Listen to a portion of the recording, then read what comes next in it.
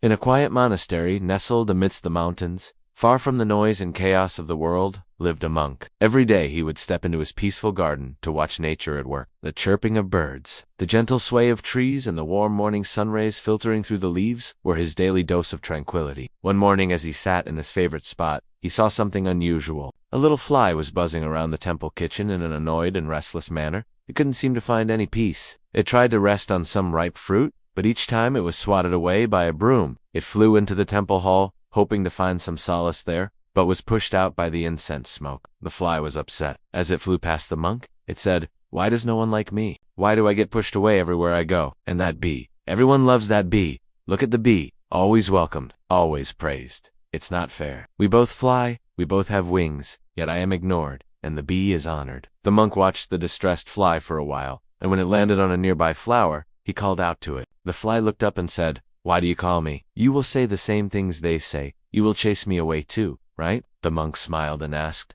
"What makes you think so?" The fly replied, "Because everyone does. They don't understand that I too feel pain when I'm hurt. I too have feelings." The monk nodded. "You're right, little one. But don't you think the bee feels the same?" The fly, confused, shook its head. "How should I know how that bee feels? All I see is that it's always happy. Everyone is happy to have that bee around." The monk smiled again and said, "The bee doesn't compare itself to you because it's too busy doing its own work. Let me show you what it does." The monk pointed to the bee, which had landed on a different flower. It was taking pollen with its feet and legs, collecting nectar, spreading life, creating honey, and the flower it was sitting on welcomed it with open arms. Meanwhile, the fly was causing trouble wherever it went. It couldn't see why the bee was so loved. The bee, gentle and focused, moved from flower to flower, completely absorbed in its work. It didn't speak. It didn't boast. It simply did what it was meant to do. The flowers welcomed it because it treated them with care, because it gave more than it took. That was enough. The fly, watching it from a distance, felt a pang of jealousy. It wanted to be like the bee, wanted to be accepted and appreciated. But it was lost in a maze of its own making, a maze of comparisons and discontent.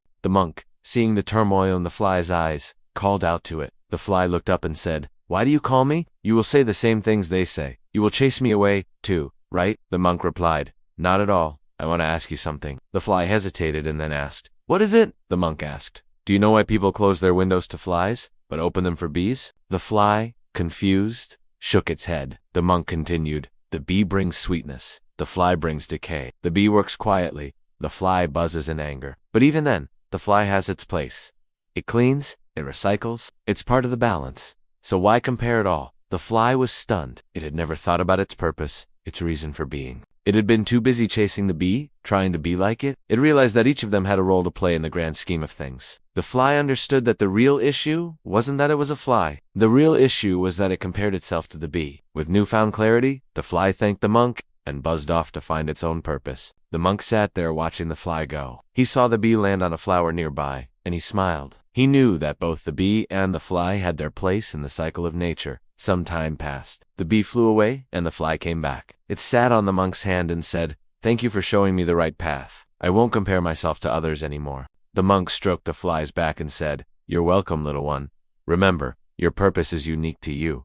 Embrace it." The fly felt lighter, happier. It understood that its purpose wasn't to be like the bee, but to be itself. That day, the monk shared his experience with other people who came to the monk. He told them about the fly and the bee, and he taught them an important lesson about contentment and purpose. He explained that happiness did not lie in comparing ourselves to others, or trying to be someone we are not. True happiness lay in embracing who we are, doing our best and contributing whatever we can to the world. Because in the end, it's not about being the fastest, the strongest, or the most loved. It's about being true to ourselves.